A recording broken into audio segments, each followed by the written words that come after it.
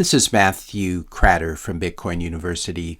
Today I'm pleased to report that Toxic Bitcoin Saturday is back, in which I highlight the important developments from the week that you may have missed, answer some viewer questions, and alternately laugh at and feel sorry for shipcoiners, fiat maxis, and shiny yellow rock maxis. The first news item of the week, obviously the most important one, which is that Craig Wright is officially not Satoshi, as deemed by a UK judge. We all already knew this. Unfortunately, a lot of the BSV people, Bitcoin Satoshi Vision, which is a fake fork of Bitcoin that has basically destroyed itself over time and trended towards zero against Bitcoin, the BSV people are still deep in denial. We have Timmy 06073 here saying that Craig Wright scaled Bitcoin in its original design and submitted 4,000 patents. In fact, Craig Wright had nothing to do with the birth or creation of Bitcoin at any point in time. My response, still clinging to your BSV. We have another lame response here from another BSVer. Now, Craig is not Satoshi in law. He can sign off on all the Bitcoin he owns and crash Bitcoin, and no one can blame him or take action. If Craig Wright, in fact, were Satoshi, he would have been able to sign a message using Satoshi's keys. And of course, he couldn't do that. He's never been able to do that. That was yet another reason he lost the trial. But here's a BSVer thinking that Craig Wright actually has the keys to some of these early Bitcoin addresses, and that he's going to go out now and crash Bitcoin by dumping the million Satoshi Bitcoin. My response, how can he sign when he has supposedly lost the keys? Craig has had different stories on this. And there was some other response that got deleted. And my response, you BSV people are only exceeded by hex people in your stupidity and stubbornness. To which the commenter replied, I don't see IBM and its clients using Bitcoin like they do with the BSV chain. They have a dedicated collaboration of works with BSV. BTC Ponzi, no use case. BSV miners are being paid more than BTC miners at the current moment. BTC halving is going to be a disaster. There will be a 6-month lag or so before the BTC miners move over to BSV one by one. My response, you're making me so depressed. Please don't ruin your financial future with BSV. It's going to be a very sad ending for people like you. And then another BSVer asking, best to then buy BSV on an oversold RSI. My response, things can get really oversold on their way to zero. We can see a chart here of BSV versus Bitcoin. And not only has it crashed in the last couple days and the last couple months, but when you scroll out, it is quite a disaster. I don't know who holds on to something like this. It's almost Stockholm Syndrome or something very sad like that. Last comment from a BSVer. BTC is real something, but it ain't blockchain no matter how many kangaroo courts Blockstream engages. My response, are you saying that Bitcoin doesn't have a blockchain? You can view it here at mempool.space. Now we turn to gold and this comment from @Superhero Armory channel. I sold 25 ounces of physical gold, shipped it, registered mail across the country to a large broker. The package got stuck in Milwaukee for 6 days, stuck in Chicago for 2 days, and took 2 weeks to reach the broker. The broker then counts it, verifies it's real, initiates a bank wire to my bank. My bank then takes 2 to 4 days to process the wire. Total round trip to sell my gold is about 18 to 20 days. Meanwhile, Bitcoin has risen another 10% in the time it took to sell my gold. This shows how illiquid gold is, in fact. If gold is actually real money, then why is it so hard to find someone to buy it? These are just some of the problems with gold and silver. Good riddance to the shiny yellow rocks. I congratulate Superhero Armory channel for exchanging his gold for Bitcoin. Gold used to be a very good form of money, but it's no longer good money in the 21st digital century. And this is one of the reasons we got a fiat standard, because gold is so difficult to deal with. It's so difficult to assay. It's difficult to send around, and it's difficult to store, especially if you have large quantities of it. In other news, President Bukele of El Salvador announced on Twitter, on X, we've decided to transfer a big chunk of our Bitcoin to a cold wallet and store that cold wallet, presumably a hardware wallet or a multi-sig setup of some sort, store that cold wallet in a physical vault within our national territory. This implies actually that El Salvador's Bitcoin was being held at a custodian or somewhere in the U.S. It's now safe on El Salvador soil. I think it's a very good decision. You can call it our first Bitcoin piggy bank. It's not much, but it's honest work. This amount of Bitcoin is much, much higher than people thought that El Salvador had. My personal impression was they had a few hundred Bitcoin. In fact, they have over 5,689 Bitcoin. Here's the address. You can actually look it up, and I'll put a link in the description notes below. At current prices, at current fiat values, it's worth about $386 million. And if you look closely here, you can see that people have actually, the amount of Bitcoin has gone up, and it looks like people are sending small donations to this Bitcoin address.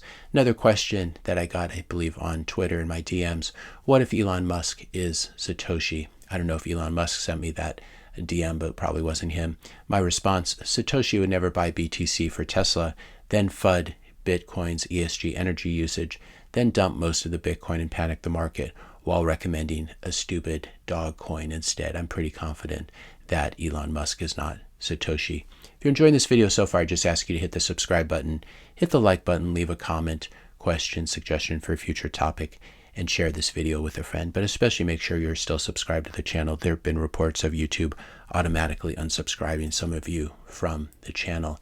More Bitcoin ETF news. Vanguard has been resisting and not allowing its customers to buy spot Bitcoin, and they haven't come out with their own ETF. And the talking points here are quite 2017 or even 2015. Bitcoin is just too volatile. It's not a store of value. This is Vanguard CEO Tim Buckley saying these things. Good correction from Adam back here. Correction soon to be ex-Vanguard CEO soon after announcing retirement. Between the lines, some are guessing related to this anti-investor Bitcoin topic. He's really done a great disservice to his customers at Vanguard. If you want to learn more about Bitcoin's volatility, Bitcoin's use as a store of value, and Bitcoin as an inflation hedge, I'll link to this video in the description notes below. Michael Krieger points out, let's all take a moment to congratulate Vanguard for blocking its customers from a 50% monthly return. The ETFs have now, the Bitcoin spot ETFs have now obviously way outperformed even that 50% return. It'd be better if the CEO actually had some decent arguments. A lot of straw men in this argument, and the interviewer nods approvingly. So those are, again, two no coiners who are not going to make it. Alan Farrington has a great comment here. Vanguard only invests in assets that are demonetizing, for example, like bonds and stocks and gold, not ones that are monetizing. Very insightful comment. Another question: is it worth running your own Bitcoin node if you live on the East Coast, like New Jersey? My response: it's worth running your own Bitcoin node anywhere in the world. Bitcoin is for everyone. It's even for people from New Jersey. Another question: thank you, Matthew, for educating people about everything related to Bitcoin, blah, blah, blah. My question is, I know a few conspiracy theorist people who think the same group of people created Bitcoin, who want to create CBDCs to make a global currency that can be tracked, that they can change Bitcoin to a CBDC. I don't know why anyone would do it, but that's a different topic. So BTC can have a role in a dystopic future. I believe it's complete nonsense, but I'm curious about your opinion. My response: Bitcoin is a decentralized protocol and system that resists centralized control. It's actually the complete opposite of a controlled form of money issued by a centralized group like a central bank digital currency. The best place to hide, and in fact the best advertisement for Bitcoin, will be CBDCs. Another question: do you think government will tax Bitcoin along the lines of a property tax? My response: if one government does that, people in that country will be incentivized to move to a different, more friendly country. Unlike real estate, Bitcoin is highly portable, so that should make any government think twice before doing something stupid like this. And I should have added, seeing a huge outflow of Bitcoiner money and Bitcoiner talent and Bitcoiner minds. Symbiotic 8480, I'm in a constant mental battle with myself not to sell a couple of percent of my BTC at a 250% profit. So very, very hard not to realize this profit, even though I don't need it for my everyday life. So far, I'm holding strong. My response was, whenever you're tempted to sell some of your Bitcoin, watch this new video, this new interview that dropped with Michael Saylor. I'm going to play the last minute of it, or a minute of it or so, because it is definitely worth listening to. And I encourage you to listen to the whole interview on your own. But let's start with this. That is the case, but is there a price at which you would consider selling some of the Bitcoin, pulling out? So, I mean, because you can do something with New York City. You can live in New York City. You can have a business in New York City. What do you do with the Bitcoin besides it just gather value? Well, the real estate developers in New York City, they're not buying the real estate because they want to live in it. They're buying the real estate because they expect Well, because that they it's want going to to become sell more it eventually, desirable. Michael. I mean, let's be honest. Most of the people who are, yes, sure, some people pass it on to their children, but like most of the people who are buying assets at some point want to sell the assets at a profit. So Let me say it a different way. Okay. People that use fiat currency as a store of value, there's a name for them. We call them poor. Okay. Great quote there, and a good reminder that it's not safe to store your economic value, your savings, in a fiat currency because it loses purchasing power over time. Previously, people have used things like gold, stocks, and bonds to store value, to store their economic savings, and these are inferior stores of value to Bitcoin. But the point Michael Saylor is making here is that when you want a store of value, you're not storing it there so you can convert it to fiat and then hold fiat. Maybe you sell a little bit to buy something that makes your life or your children's life better. But the whole point of Bitcoin is to store value. And the host here really admitted it too, where she said there's really nothing you can do with your Bitcoin except just sit there and watch it go up in value. Can't people just try different, random 12-word seed phrases and then get access to a random wallet and presumably steal someone's Bitcoin?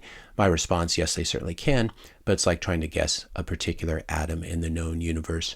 In addition, I should have added that a 12-word recovery seed or seed phrase, also the 12th word has to be calculated in a certain way. So you can't just pick 12 words, and you should never pick your own 12 words because there will not be enough randomness involved. You should let your hardware wallet like the Blockstream Jade or the Cold Card generate that recovery seed. Tim Brooks 2763 calling for a big pullback in Bitcoin and calling everyone who's buying Bitcoin a sheep. Don't be a sheep, he says. My response, yes, just keep your money in fiat like everyone else. That's not being a sheep, right? Finally, a new scam coin has just dropped. 27 trillion in circulation, unlimited supply cap, only one node, 25% of supply minted in the last 6 months. That statistic's a little bit dated, but the general principle applies. 1% of holders own 30%. Joking, that is the US dollar. The ultimate long-running scam is fiat and the US dollar. Make sure you're not holding more of it than you have to, and only store as much value in fiat as you're willing to lose. Bitcoin is the bank account in cyberspace that can't be, where your money can't be stolen and cannot be debased. If you enjoyed this video, be sure to hit the subscribe and like buttons. Hit the notification bell if you want to be notified when I publish my next video, and let me know your questions and comments in the comment section below. Thanks all for watching, and I'll see you in the next video.